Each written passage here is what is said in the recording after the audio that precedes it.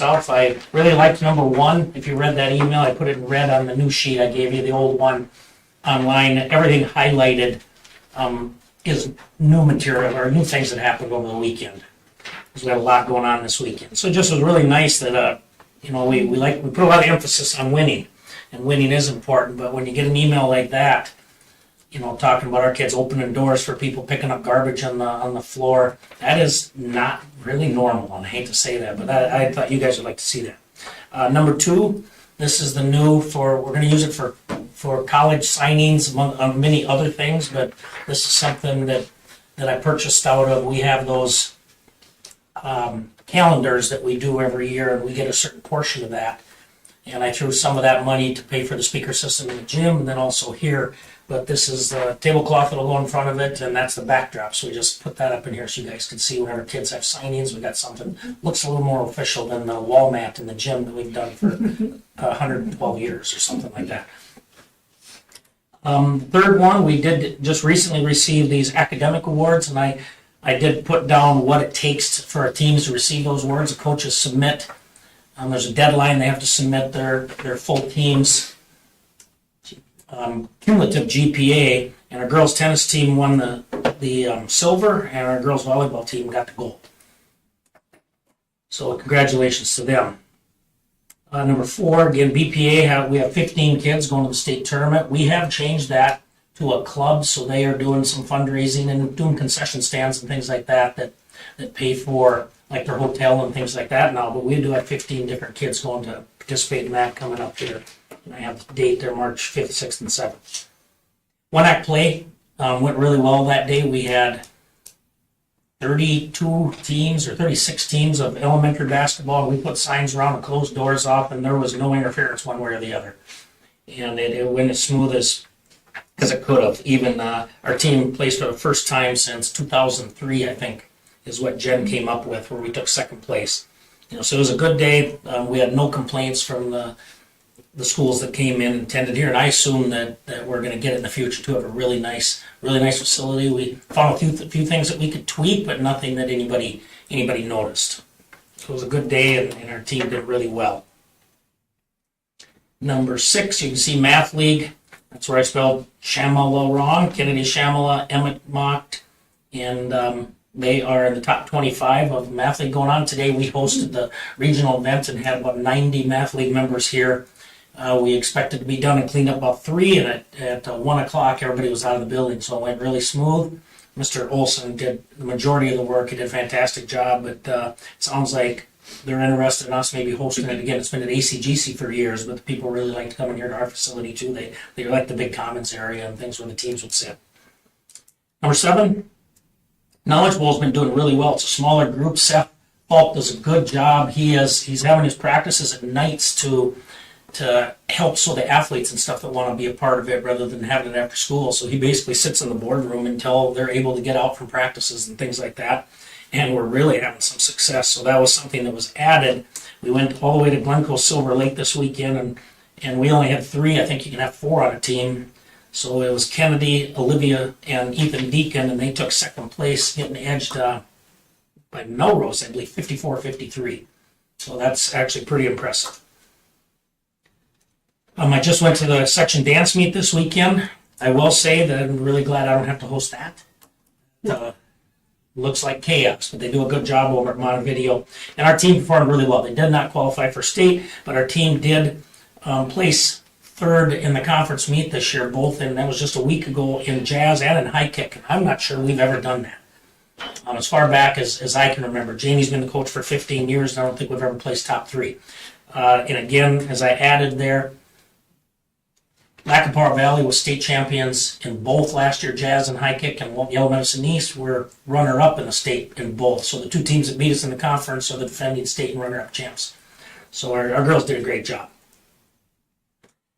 Gymnastics, we do have 2 girls that start for that, and they just finished 4th place in the West Central Conference, and you will see down below that I have the date, which I think is next Saturday, where I have that. Gymnastics, 214. So that's close in Wilmer. So if anybody has the ability to go see them, we do have 2 starters, Addie Casella and Nia Post. and they seem to be doing really well. They went to state last year as a team, and even though they took fourth in the West Central Conference, it sounds like they're neck and neck to try to get win the title again in the section. Could go to the state tournament again. Quad County Wrestling, this just added today. We're a pretty low seed, didn't have a great record this year. Our numbers are up. I think our technique is improving. We got a brand new head coach this year that is doing just a fantastic job. I really think this program is going to turn around in the next few years and start winning some matches. It takes a little time. The numbers are number one, and then the technique and the competition will continue to improve. But we wrestle Bold at 6 o'clock. They're 8 and we're 9. We did go 1-1 with them this year. And so we're wrestling at 6 o'clock in Minneota, and then the winner takes on Minneota, which is not a good thing because Minneota's the number one seed, and I'm sure they're probably ranked pretty high in the state too. But still, it'll be fun to get that first round and be able to go to the 7:30 match. Let's see, girls basketball play updates and boys and hockey and gymnastics. Look down below, you'll see all that stuff. And at the bottom, I do have all of our all of our train japers. Spring sporting event start dates. So you'll see Blake Grimsley, his coach, did send me a action photo of him. Are you able to move through my 10 photos? I've been going through. Okay. And this was at the Tracy tournament, 7th grade team. Then we have an 8th grade team at the Tracy tournament. One of them placed second, and I think it was 7th. But this was our dance team at the conference, section dance. I took a picture of just the jazz, and I got an action photo in the high kick. They did do really well. One act place, subsection runner-up. They were all pretty proud. Do you want to go through them all again? I've been going through when you were talking. Yeah, just go back to the beginning. You can go backwards or start right here. Yep. Oh, Okay. we got. Okay. We don't offer necessarily a powerlifting club, but Seth Falk asked if I had any problem with him starting to work with some kids and do it on the side on his own. And I think they are doing a little fundraising, but these 4 are competing for him right now, and they are going to attend a competition coming up here. And then this was an action photo of Addie Casella. She was really happy when I showed that 8th grade health this week. And that's Mia Post on the balance beam. She's higher off that than she is tall. And then this is Addie was actually all conference. She is about 1, 2, 3, 4, 5, 6 from the left. So she was selected as first team all conference for the West Central. And then the next one you'll see on the left is Mia. She was honorable mention. Was that all I had? Yeah, and then the BPA. These are the 15 that qualified for state competition in March. So that's what I have, unless you guys have any questions. Don't. Anybody have any questions or comments? Okay. All right. Thank you, sir. Thank you, guys. Oh, excuse me. Backside, if you want to see the percentages by grade of participation in different sports and activities, it kind of gives you, you can kind of follow by grade too. That's why we put 6 years on there. You can follow them up there. See where we're losing participants or gaining. So that's just for your enjoyment. All right, thank you guys. Have a good night. Thank you. All right. Now we'll go back to 3.0, approval of the agenda. So I need a motion for that. So moved. Yeah, all right, a second. Second. Okay, any discussion, questions on that? Not those in favor of approving the agenda, say aye. Aye. Those opposed, nay. Right, that carries. 4.0, public comment, we have none. 5.0 is the consent agenda. So I will need a motion to approve the consent agenda. I'll make that one. Okay, Mark. Second, anyone? I'll second. All right, any discussion on that? Those in favor of approving the consent agenda, say aye. Aye. Those opposed, nay. All right, that carries. Okay, so 6.0 is our administrative reports. We just heard from Jim, who wanted to go early so we could get to the game. So Mr. Todd Bertram, you were up next. All right, thank you. Good evening, everyone. So we're going to highlight our 4th grade class, or the class of 2034 tonight. And the first slide is the same slide that was sent out in your kind of board packet that just kind of highlights the demographics of that class. So a class of 57. At one point in the year, there were 60, so that number kind of flows a little bit throughout the year. Pretty even. You can see the split for boys and girls, and then the ethnic breakdown, special education, multi-language, free and reduced lunch, and then the activities we couldn't track exactly without breaking it down kind of one by one through each one. But we looked at kind of football, girls basketball, and then some of the extra community ed things. So it's going to be in the low 60s is pretty safe. So well over half are involved in some type of activity. The biggest ones would be football, boys basketball, and girls basketball. And then just a handful on things like an arts and craft or guitar lessons or things like that through community ed. You can see very similar to our 5th grade class, the attendance is outstanding. So throughout the first semester, so not quite to where we are today, but almost 95%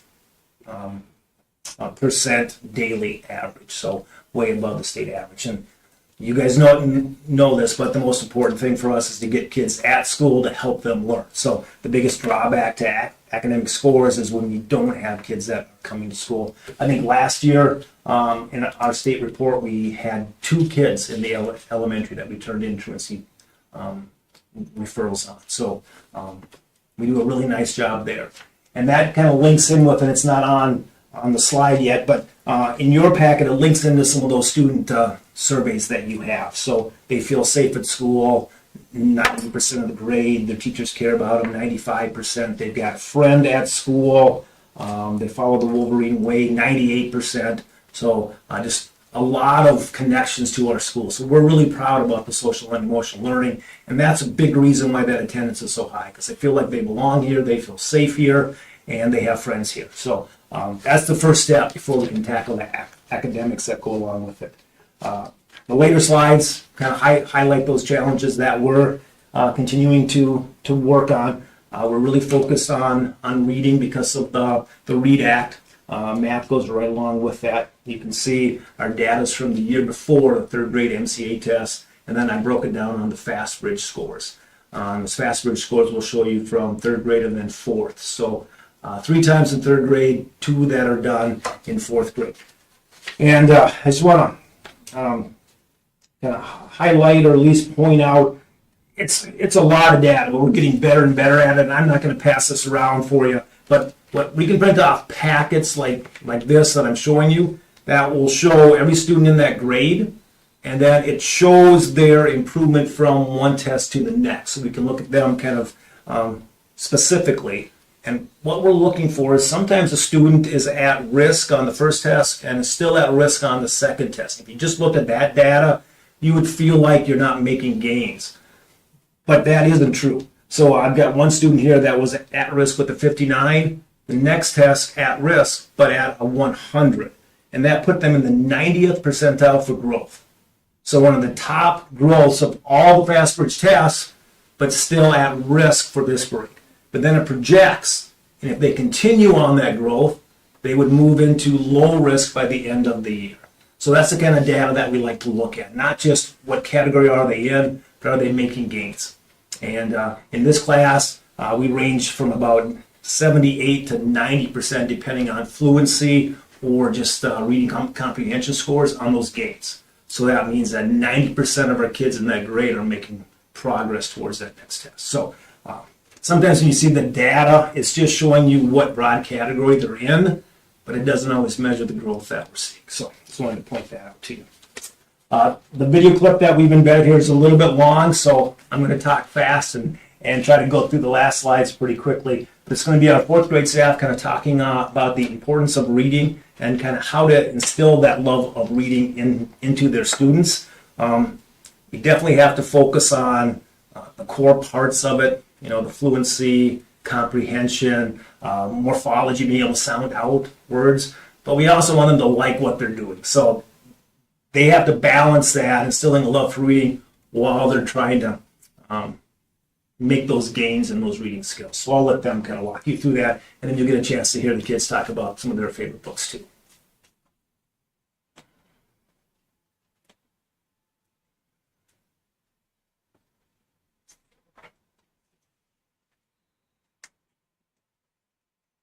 like come from.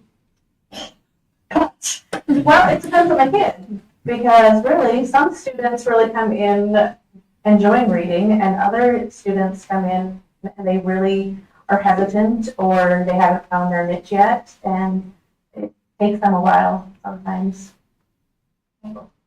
How, so like you guide them towards, In my classroom, I think Jennifer does it too, First Chapter Fridays, we read, do you do that too? Yeah. We take a book and read the first chapter to just kind of like give them a preview, because sometimes kids will just get a book and read 3 pages and, oh, I don't like it, I'm going to put it back and start anew, and they never really finish a book. Also, like the cover, the cover doesn't always say much about the book, so they look at the cover, so see if it's interesting. And then from there, if you don't like the book, and don't ever try going back to it. So reading the whole first chapter gives them a little bit more of an in the book. Yes, Exactly. Yeah, and definitely just getting them more exposed to chapter books, because they are so intimidated by the length of them, and getting them, it's okay if it doesn't have a picture. That's why we are learning about visualization, so that they can have a picture in their heads. And that's the fun part about it. And sometimes a book, like the length of it, can be very intimidating, especially for reluctant readers. Okay, so chapter you're gonna read this book.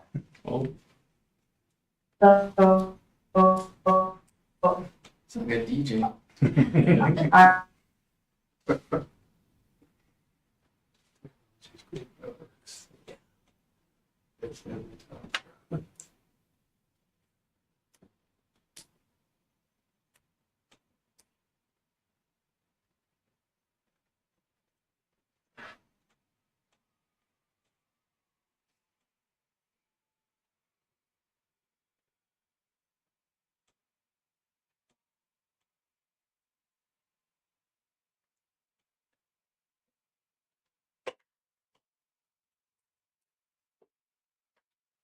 Sorry about that. I can do it for now. No, that's.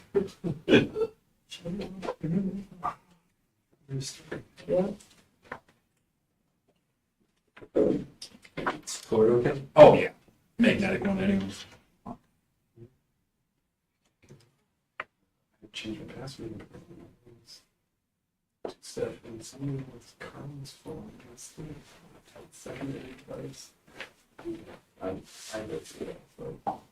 Do any of the MCA, the reading or the math scores, any of those exceed any of those percentages surprise you at all? Yeah, The, not in a positive way. That's, I'm hesitating. Yeah, it's tough in 3rd grade because you don't have that data before it. We were just starting with fast read, so just trying to figure out where those gaps were at. As you know, we put some things in place last year really geared towards reading. This year we've added some win time for math. So we're trying to fill those holes, but it's a process through it, and you're only as good as the data that you collect when it comes to interventions you can provide for it. So that data is still useful, even if it's not as high as we'd like, because it helps us kind of laser in on what we want to really work on. Definitely. Yeah. Wednesday, you're going to read this for. And it just gives kids a opportunity to actually feel successful, because sometimes it, oh geez, that's a big book. I don't think I can do that. Well, sure you can. Let's find a way so we can have that visual to be able to, hey, yeah, I can. And To piggyback off on that too, I've done that before, and then have them keep a notebook paper with it, and just write a sentence or two after that chunk of reading. Like, what did I learn about in this chunk of reading? So that when they're done, they can reread their notes and do well in the air test. They forget what the beginning was like. So Especially when it takes a couple weeks. Yeah. So. and some kids, this is their first time reading a whole chapter book by themselves. Mhm. So, and that's a big thing for them. So we have to reward them and succeed, like they made their goal.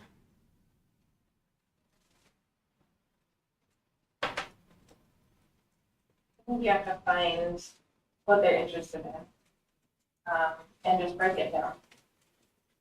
Start with that basic, like Steven said, start with that basic skill that they have spiraled back and forth, and then find what they're interested in, and then go slowly deeper. As a personal experience, I was a reluctant reader. I hated reading. I was not good at it.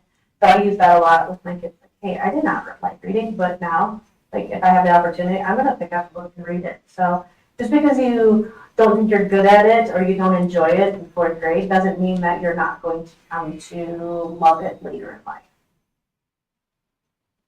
I think you touched on. And just exposing them to the different books and genres so that they can find what they love.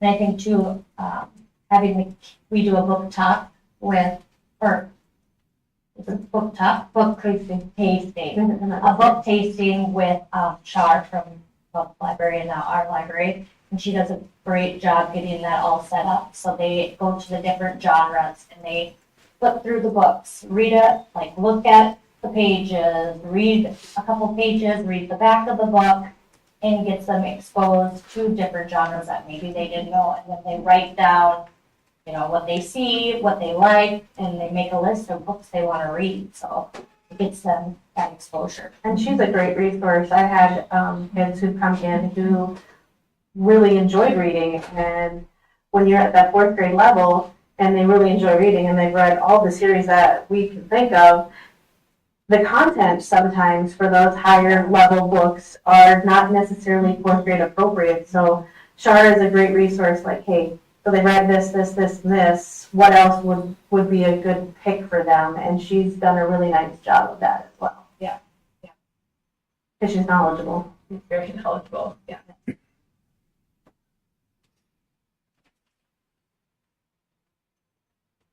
They really get excited about trade books, so that's why we have a lot of passion for them, and their test scores on these trade books are always phenomenal because they're so interested, and we go in so deeply with the skills that I think it really does.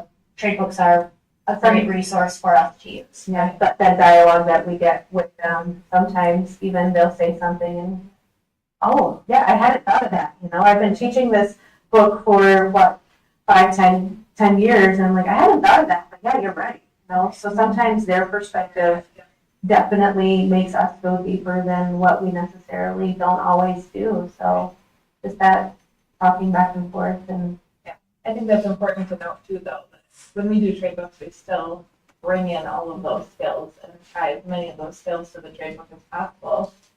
Just gives them a different perspective than just a shorter basal story. And it lets those kids who maybe aren't necessarily great at reading be able to verbally or auditorily learn, because that's just the best way for them. So Reading book.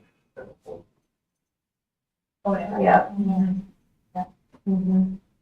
And just, even if we're not asking questions about the book, the questions they come up with, and then the real life connections and making connections is another fourth grade standard that we have to do.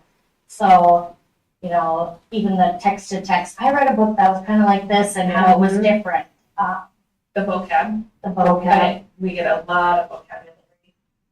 And working with vocabulary and seeing it in the context of the book. And then sometimes it comes later in the book and they remember and they're like, oh yeah, that was at the beginning. And so doing a lot of work with not only the skills, but the vocabulary. Or we use the vocab word in one of our lessons, and they're like, oh, yeah, we know that word. So then they feel like extra excited because they didn't have to learn the word, so to speak. They already knew it, and they knew what it was supposed to look like in the context. And small victories.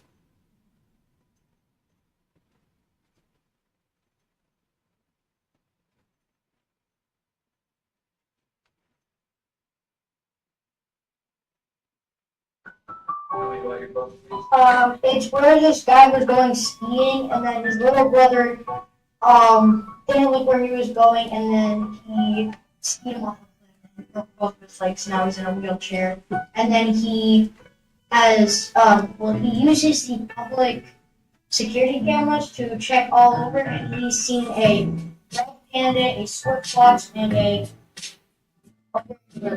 My book is about this thing. It's about a kid that has a lot of problems and stuff. The main problem is there's this lower street team, higher street team. They don't like each other, and they're having this huge snowball because it's winter, and they make bases. And I'm reading Charlotte's Web by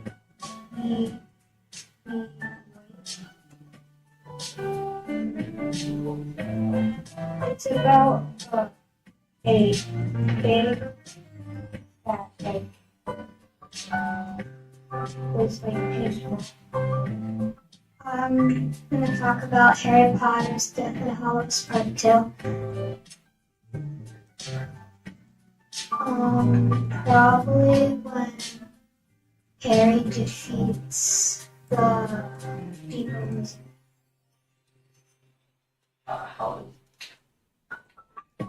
He casts a spell and it's really powerful. My book is Brave Like My Brother, and it's about when one brother is in World War II and the other brother wants to be with him, but he can't, and they send a whole lot of letters, and then he tries to go to World War II with his brother. What was your favorite? When the younger brother tried to go to World War II with his older brother. What will you say? Jimmy B. Jones has a monster under her About. So it's like about where her uncle says there's a monster under her bed, but after like you read it and stuff, there's actually no monster under her bed and stuff. Babysitter Bob said. Let's see. I don't know why you want to be sued. Because it kind of helps me as my cousins talks. I could go of cousins die or something. Yeah, they're in school. Hello. Susanna Fairchild. He's the full rush star is Susanna Fairchild. Oh, okay. So, sorry. Oh, Yeah, sure. what is it now? It's about Susanna, her sister, and her dad. They lost their mom at sea on a ship trying to get to Oregon, but they stopped in California once their father because it was gold. So we thought that they could use the gold to replace the money that they lost at sea. Okay. Do you know that how it ends yet? Yes. Oh, that's that. What? They end up leaving California and going back to Oregon where their family is, and Susanna ends up getting married. Is that it? Yes. So happy ending? Yes.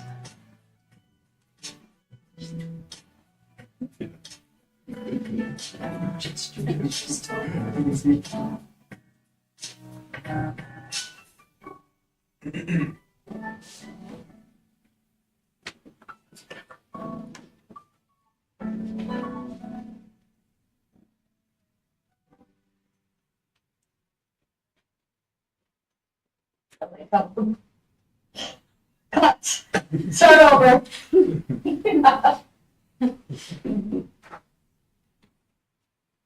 All right, so fourth grade is one of those really big transition years. From third to fourth grade, the rigor in both reading and math expands. The expectations go up. So that first quarter is a real learning curve for me before they kind of hit that groove as we go through some of the photos. But there's a lot of fun things that take place in fourth grade, just like every other grade that comes up. Homecoming is one of those early events. Can you? It's not looking at it.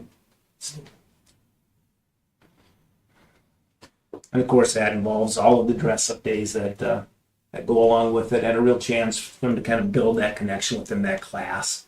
And they have matching color days and a chance to kind of celebrate those events that happen.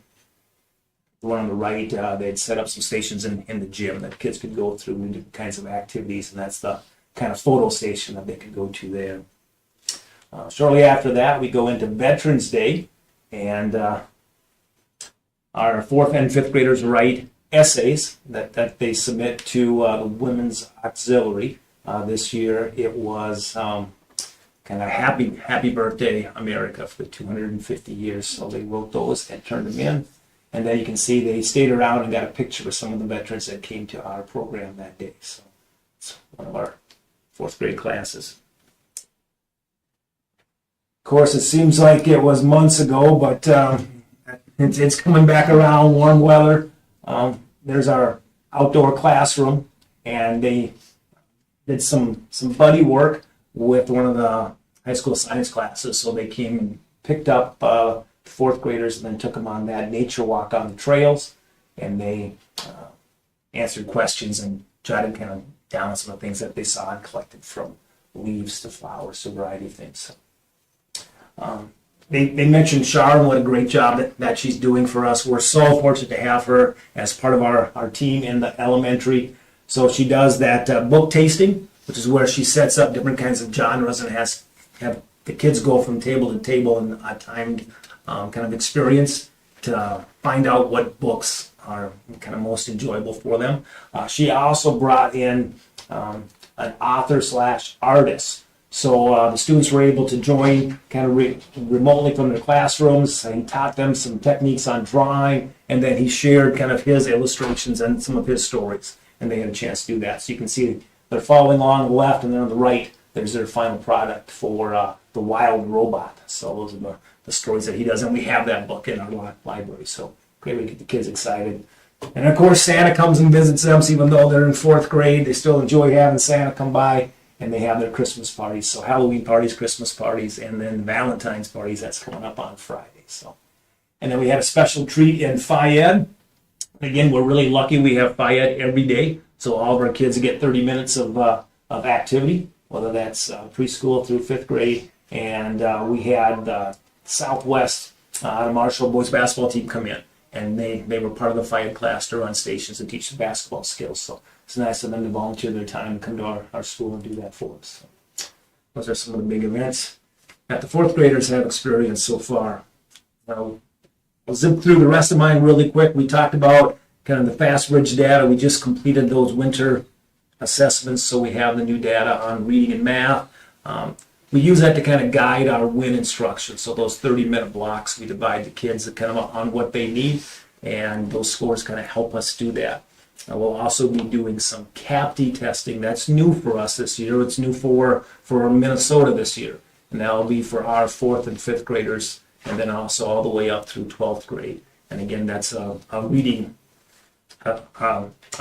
assessment that's required by the state. So we'll begin that tomorrow. Our MCA Academy starts tomorrow, so it's year 2. We're excited about that. We've got 25 kids that have turned in forms so far. We expect we'll get a few more in this week as well. It's about an hour block every Tuesday and Thursday.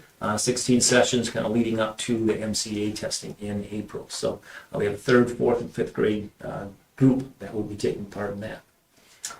And then I'm sure Judd mentions the same thing right now. It's kind of odd when it's still, well, it's nice right now, but it was really cold just a week or so ago. But start thinking about how things are going to look next fall. So starting to put in place kind of what we need schedule-wise, time-wise, and then with new math standards, we're starting to look at is there a better way to teach that content? So with the READ Act and new reading standards, lots of new learning for us. Now next year we pile on new math standards. Is that too much for one person? Should we begin to departmentalize and look at one person that specializes in reading, one person that specializes in math? So we're going through those discussions, how that would look, what would a schedule look like, benefits, pros, cons that would go with it. So those discussions are taking place right now as well. And then I want to say thank you. So last week I had a chance to go to MESPA, which is the Minnesota Elementary School Principals Association. That's kind of a mouthful. It's at the Mall of America. Well, actually, it's hooked onto that. It's Radisson Blue, and then hooked onto the mall. So that's kind of where it's at. But it brought in a little over 400 elementary principals from around the state, 4 keynote speakers, hundreds of different sessions, and just a great chance to network with colleagues and find out how are you guys tackling the READ Act? What do your interventions look like? How do you run your PLCs? Just all that data, and then then you get a chance to ask, hey, by any chance, do you have an extra special ed teacher, or is someone leaving, right? And just a chance to find out if there's anyone that you might be able to bring down here. So I was able to attend some sessions on PLCs, on PBIS, on morning breakouts, and then of course we had some literacy beyond the READ Acts and math sessions, and then everyone's favorite data-driven decision making, right? So chance to dive into how to take all that data and then make it effective for your school. So thank you. It was just a great chance to be around other principals that are going through some of the same challenges that we are. Do you have any questions for me either on 4th grade or just in general where we're at? I have a couple. Yeah. So with the reading and the math, do we have any idea why there was a dip in the spring for both of those? What percentages? My intuition is telling me it should happen in the fall because of the lag time over the summer, but we're seeing it in the spring. Yeah. You would think our fall one would be a little bit lower because of that winter break. It doesn't really fit what should traditionally happen. As the tests go on, they expect more. So you might have growth, but it's not the growth that they anticipate that you would have. So you might actually be improving, but not to the rate that they would expect. That's why you'd see that dip maybe in winter, maybe in fall. So the expectations are a lot higher there. So that's part of it. But I would agree. I'm surprised that our fall is one of our higher benchmarks. Yeah. And then when I looked at the surveys, it kind of made me feel like, oh my gosh, maybe we need to do a little bit of a deeper dive.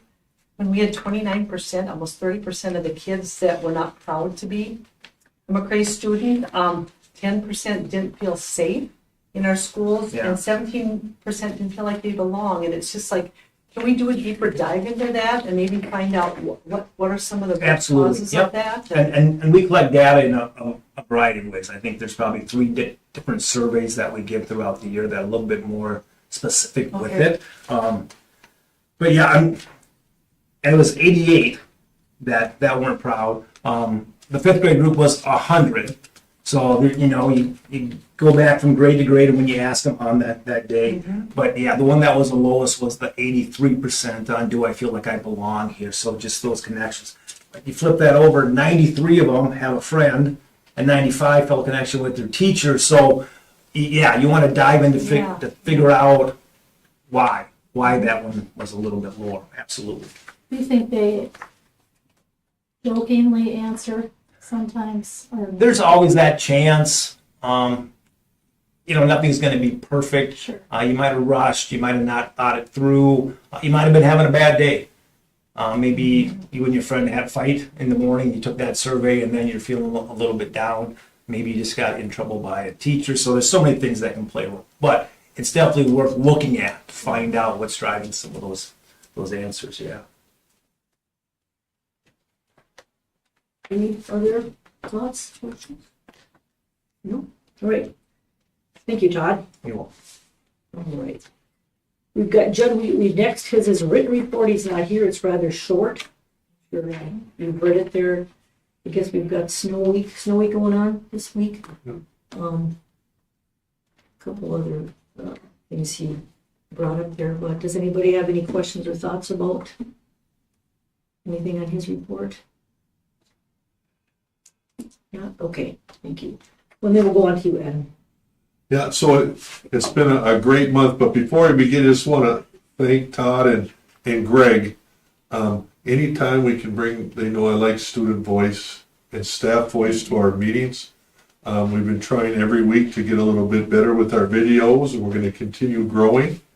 But unless you guys tell us otherwise, we're going to continue trying and making sure that comes in. it's nice now we got teachers, the students shared their books. It's something new, but you can see the passion in their voice.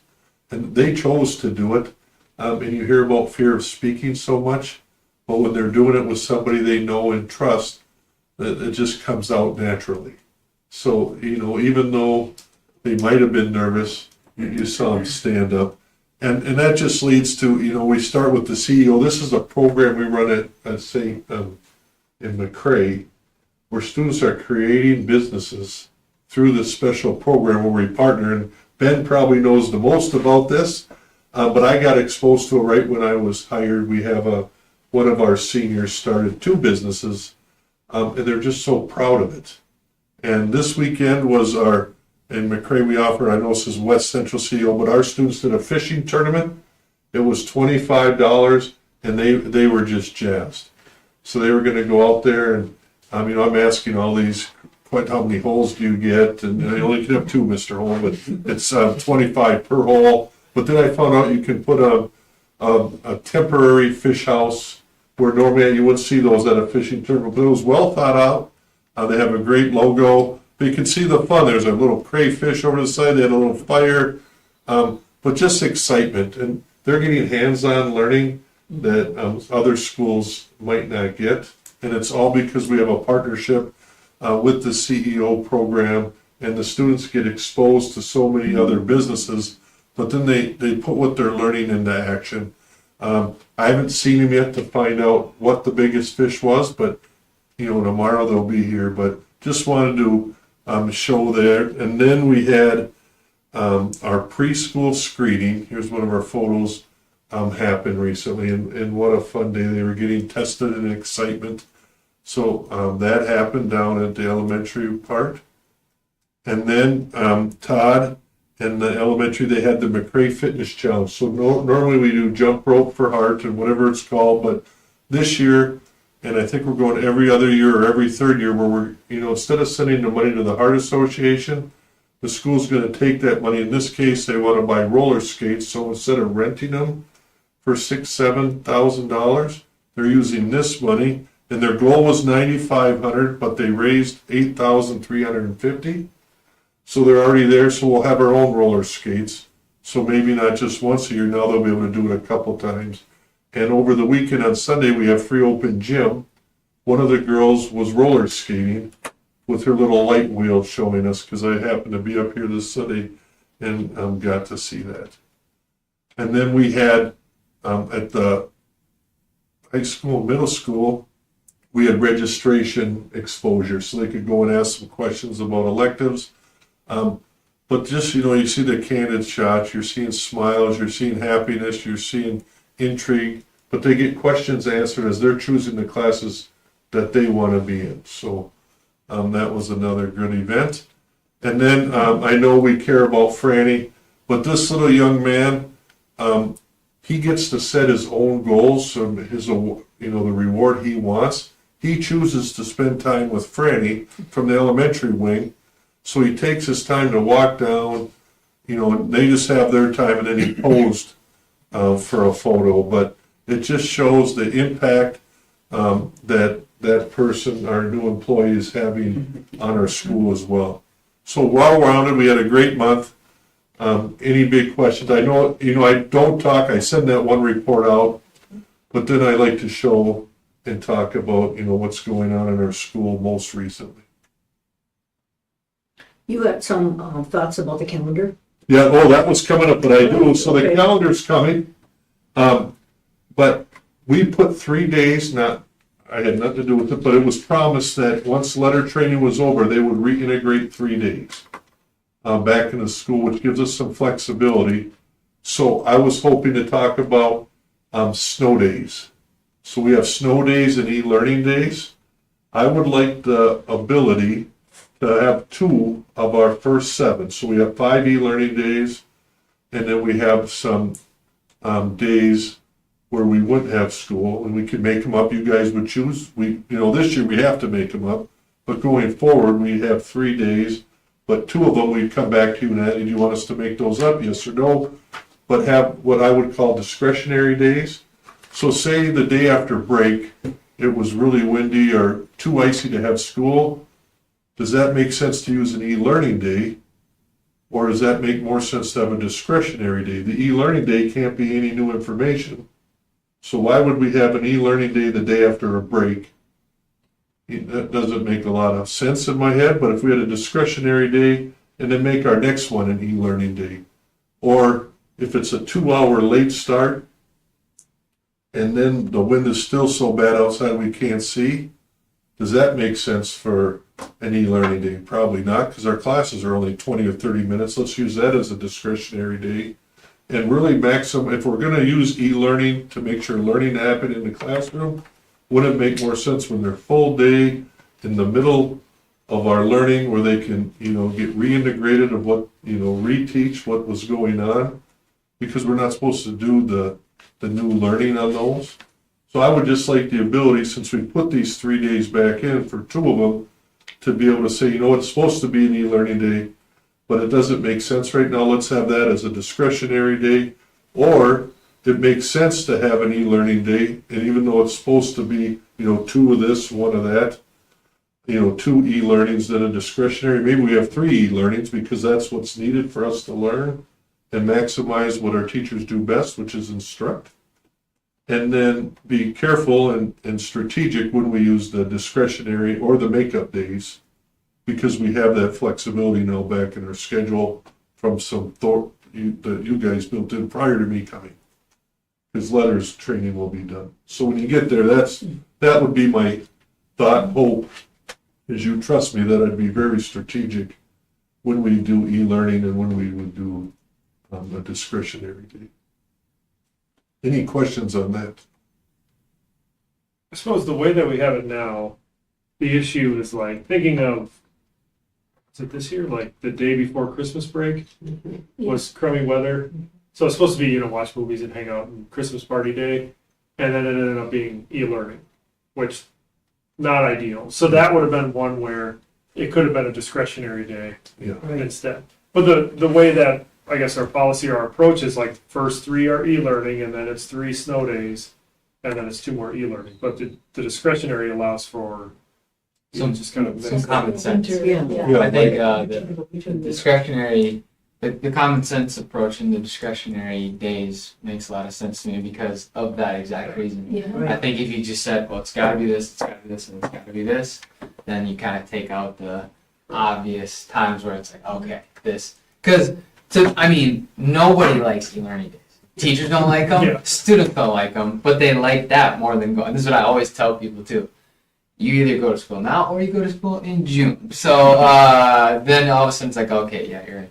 So I think if we can work some of those out, I think it's a great idea. I like it. I think if you're gonna do an e-learning day, it might as well be worth it. There's no reason to have an e-learning day that nobody gets anything out of, so. And that might say we still might have some, because if we use our 2 discretionary, then we gotta get to the Right. 5. The weather is the weather, Right. but to have the ability at 4:30 in the morning or 5 or to say, no, this doesn't make sense. Hopefully the weather guy will tell us the night before so we can at least talk about it, but just like you said, using good common sense and what fits. And I, thinking through like, well, we have like snow makeup days too, like kind of penciled in. But then if we say, well, this day we're going to make a snow day or a makeup day, and this day we're going to do e-learning, then it just doesn't, I think that would muddy the water even. We still have the makeup, so you'll have your choice. Yeah. Next year we have some flexibility Yeah. because we're building these 3 days back. Yeah. But we will still have those talks. Mm-hmm. But just to have the ability to, this fits, this doesn't. And if I blow it, I'm sure you guys would let me know. Either way. Blame it on the weather. Yeah, Yeah. Well, in the case of having a bad day right after a big long break, teachers wouldn't have anything prepared for e-learning anyway. And some of the kids wouldn't have their devices home. Yeah, right. It So would just be on. there's no reason to designate that only as e-learning. That doesn't make any sense. All right. So as far as the calendar we've got here, we've got the days built in that we need then. Yeah, that new one has the 3 letter days, and I want to reinforce that promise was made to you 2 or 3 years ago, I don't know exact, that Right. if you took them out for letters, for training, that they've used very effectively. Now, Judd wanted to make sure we know it was put back in. And the reason I call them discretionary is because now you have the ability to say, yes, we're gonna make them up, and here's the days, or you could say, no, we're okay. Yeah. And then, but, 2 different things, that's why I call them discretionary. And we'd still have to share that, if you guys said yes with the teachers and say, this will be a call at, we'll start with e-learning, but they'll know the night before if it's the day of a break. We try to do our best to keep everybody updated, and same with the students. And just, if you haven't heard, the students help us make the choice now. So I meet with this team, but then I go to a couple classrooms, mostly the sophomore classes really seem to like it. And I get their input, and they'll tell us we don't want to leave till 1, because they need to eat, because some of our kids don't have food. They're very thoughtful. So now I keep going to, the rooms, and they chuckle because it's not normal. But I like to hear what they're thinking and their process. And now when I walk in, I go, we don't want to go home, we want to play tonight. I said, that's a good thing. What does everybody else think? And so just the fact that they're getting a chance to express themselves has been uplifting. Now, the seniors, I don't go because they're automatically. We don't have any half days on this one, correct? Todd, did you remember this? December. I think their workshop is that last day of school, the 27th, I think is a half day. Okay. And then there's, before December is a half day workshop. 1 student half day. Oh, so I see it there, 7:30 to December, oh yeah, that's the, before Christmas. Staff has had multiple looks at this because they really, their input was they wanted to be done before June. Yeah. They like starting before, just like you guys. They like that. They wanted the least amount of Mondays as possible. Just like our staff survey, our families want that as well. But I think there's 11. So this is like the 8th alliteration of the calendar. So Judd's worked with multiple perspectives. It's been through teacher groups. It's been through staff. I tried to get 2 weeks off for the midwinter break. I couldn't figure it out. So the 22nd and 23rd, or 21st and 22nd, in order to get everything else done. So How many 5-day weeks did we have this year? See, we've got 2 proposed. Just had one last week. Yeah. Oh, we were shocked. there's more this coming up. Usually there's one, There's second one or here. third week in September. Yeah, that was one Yeah, right yeah, here. yep, September, then February also. That's probably pretty soon. That's maybe, yeah. That's it. When you talk about those discretionary days, would we just vote on that at the next board meeting? What we want to do with that, or is that something Yeah, that? no, you guys would, no, so I would call them discretionary, which means we're not having no school that day. And then the makeup day would be, January 18th, whatever is on the calendar. And then you could say, hey, this one we're okay, and just cancel it. Okay, yep. But that would be, whatever, Julie, you guys would call probably the next board meeting, and then we'd let people know that the makeup day for this one isn't gonna be made up.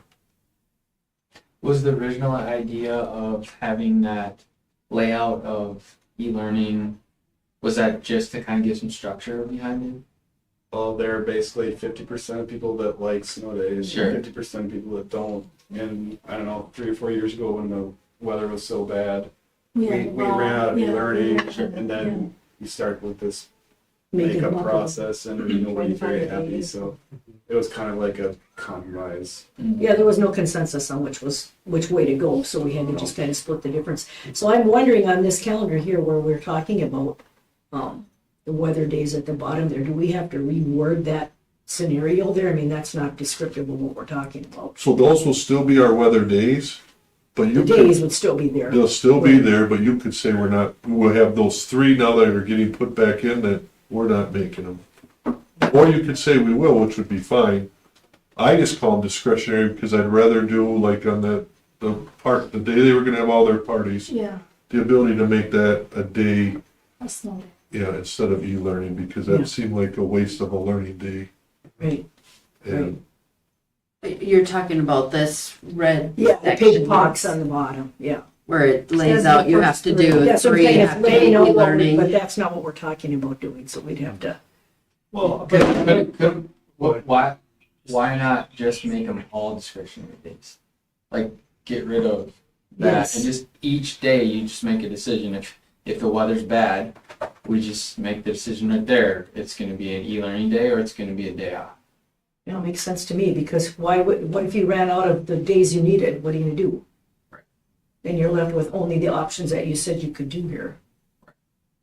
Is it for teachers planning that they would have? I don't know. Of course, they wouldn't know anyway, would they? Not for weather. Right. But I could only 2 days would be where we for sure would have the ability to make them Yeah, I guess I just mean instead of laying out the layout. yeah, Oh yeah, you would just we can change that. Right, because we locked ourselves into say the first 3, well, maybe that doesn't make sense. So- And Judd's only heard my idea once because I didn't want to, they've changed that thing so many times that we can fix the little bottom thing. at the yeah, end. that's Yeah. not, If the not a board big was deal. okay, We could do the calendar tonight, approve it, and then and I'll then fix the, add the. Tweak the, tweak tweak the the- changes, okay. Right, because we're basically approving the weeks and the days off and all of that kind of stuff. And the start date Yeah. and all of that, And yes. nothing would change. And I think that's important to get that, you Right, know, right, especially with our school year starting early and yeah, things. So for clarification, the change would be that, as it stands currently, that the first 3 weather days are e-learning, but the change would make it so that a weather day, you have 3 e-learning days and 3, just non-e-learning days that you can use, and you can use them at any time, no particular order. right. Okay, perfect, Right. perfect. Sorry, I just wanted to make sure I was getting Yeah, that. instead of, because right now we kind of said the first 3 have to be one or the other. Will Well, be. we're saying we're Yeah. gonna just make that discretionary so we make the right choice. yeah. Knowing that we have 5 or 6 e-learning.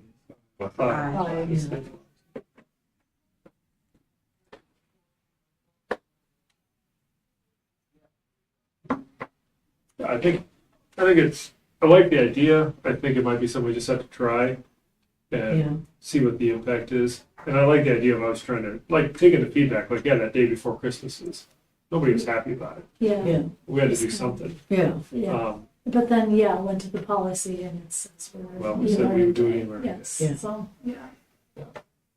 So I like trying to make it better. One question I have on the calendar is May, like 14, 15, 16, 17, so it's like a long weekend. Is that That must be prom. why? I mean, I think the 14th is prom. okay. That makes sense. 'Cause I was looking like, when's Memorial? But it will actually be done before Memorial Weekend. Yeah.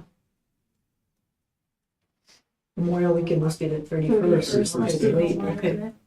right. Yeah, prom is late. Memorial is late, yeah. Why is prom? Might not be 50 degrees though. Right. And Well, raining. they used to work Yeah, around you can have horrible the weather in May, that's the problem, yeah. BPA national. Yeah, so it could Oh, be something like okay. that.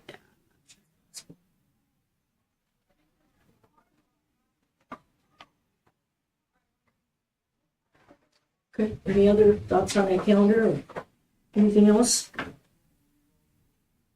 right, thanks, Adam. We'll go to committee reports. I don't have anything. Does anybody else have any committee items that have come up? Okay. 6.3 is board discussion. Any questions anybody want to bring up about anything else? No? All right.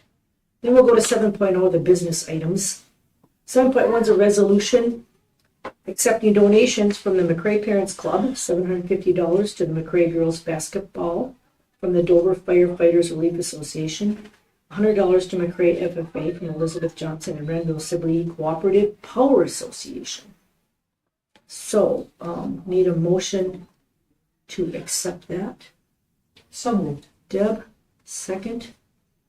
So, but Go ahead, John. Oh. John, we'll give it to John, all right. Any other questions or concerns about that? If not, we'll do a roll call vote on that. Ben? Yep. Deb? Yes. John, I'm sorry, Mark? Yep. John? Yes. Carmel? Yes. And I'm a yes as well, so that's passed and adopted. And thank you to those donators there, much appreciated. Okay, 7.2 is to approve the revised 25-26 budget. Need a motion on that. I will make that. Okay, Carmel, I'll second it then. seconded by John, all right. Anybody have questions on that? Oh, this is the last version of that, right? We can do multiple if we Oh, want, but Okay, after all the negotiations and oh, okay, been up to date. for a yeah, while. we found out we got some VPK seeds this year, so I got those put in, and Okay, just some different things, so. okay. Anybody else got any questions on that, concerns? Right. Those in favor of approving the revised 25-26 budget, say aye. Aye. Those opposed, nay. Okay, and then 7.32 is approve that 26-27 calendar we just discussed. So can I get a motion for approval? I'll make that motion. I'll get a second. I'll second it. Deb?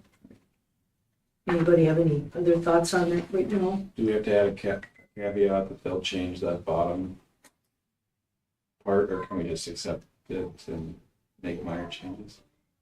Yes, we're not gonna change the calendar, we're just gonna change Right, well, we'll just, Description. the yeah, description. description and of updated note about snow days and makeup days, how about that?